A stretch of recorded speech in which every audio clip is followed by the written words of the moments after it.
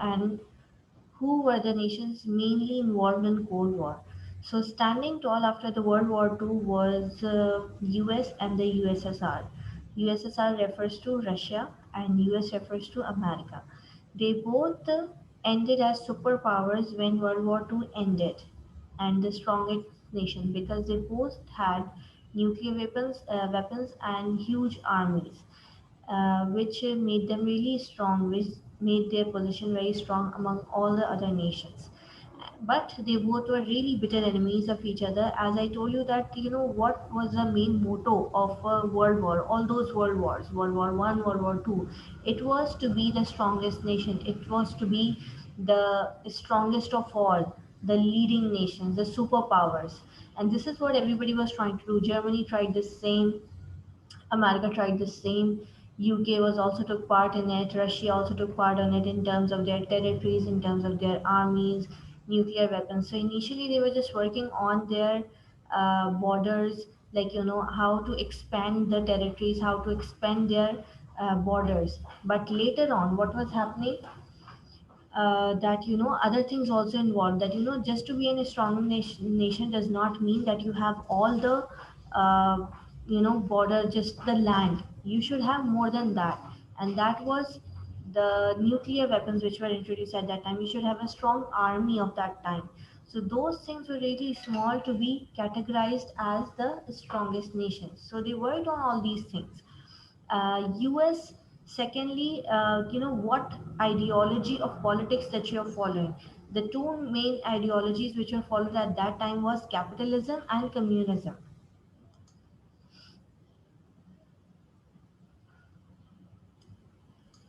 Yes, Sarfaraz, you're right.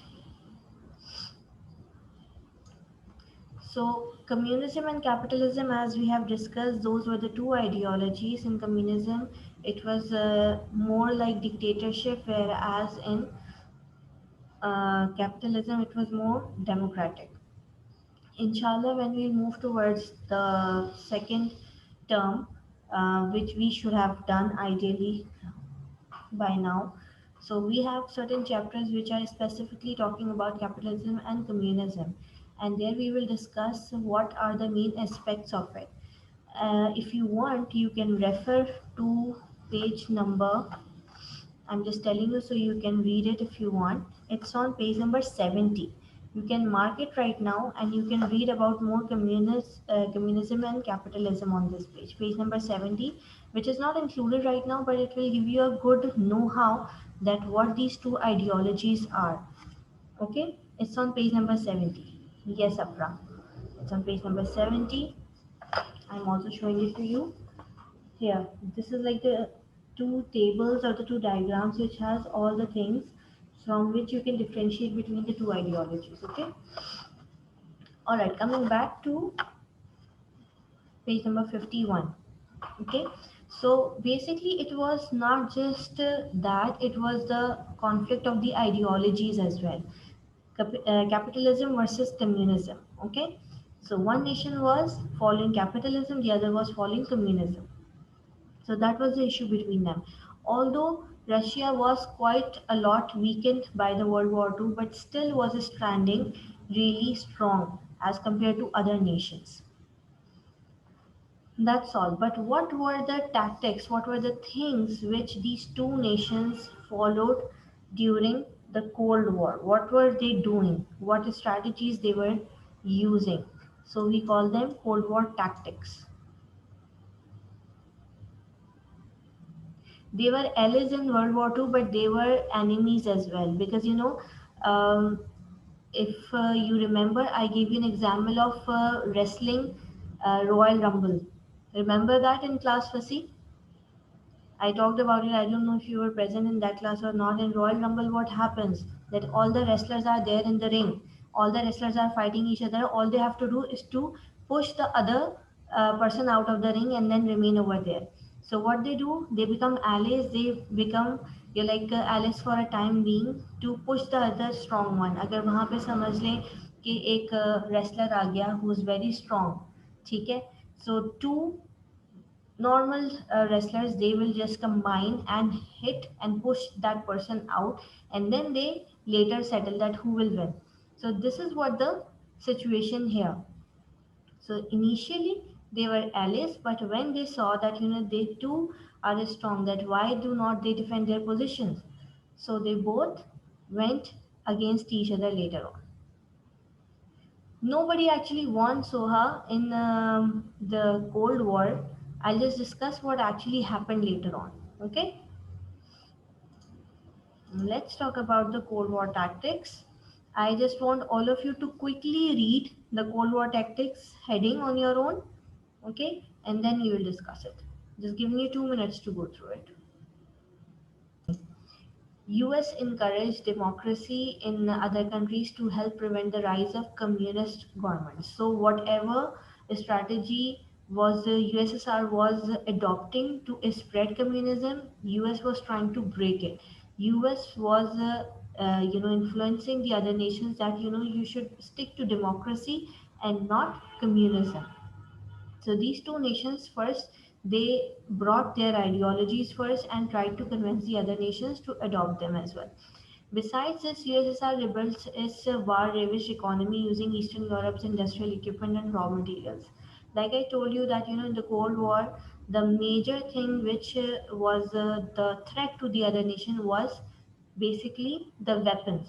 So they started working on it. They started making the raw materials. They started making and establishing the industries which would eventually develop and make these missiles. All right. And US rebuilt European government to promote stability and create new markets for US goods. So basically both were working on their own against each other. So on Western Bloc it was led by US, and the Eastern Bloc was led by the USSR, and they were persuading others to join their allies. And if you just refer to the paragraph number 2, it shows that which nations joined which US and which nations joined USSR. Okay, so throughout this period, there was a constant fear that one of these small wars would erupt into Third World War.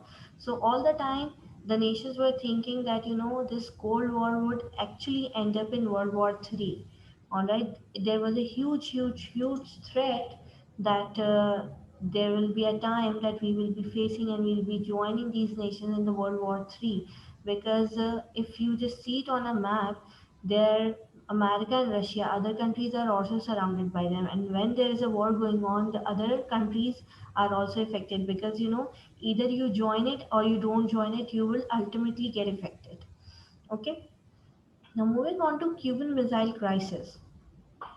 Acha, if there is anything in under the heading that you want to ask, just keep your questions with you, and towards the end, I'll answer that.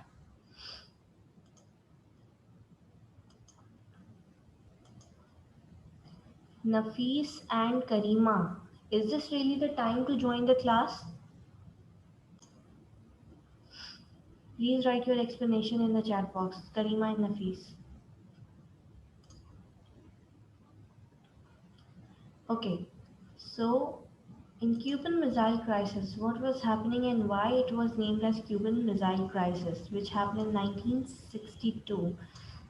Was happening that Russia was ringed with American missile bases. Ring means that it was surrounded by all the bases of American missiles. Like Russia was in the center, and all the other countries which were surrounded by Russia, they were under the influence of US, and US had its missile bases over there.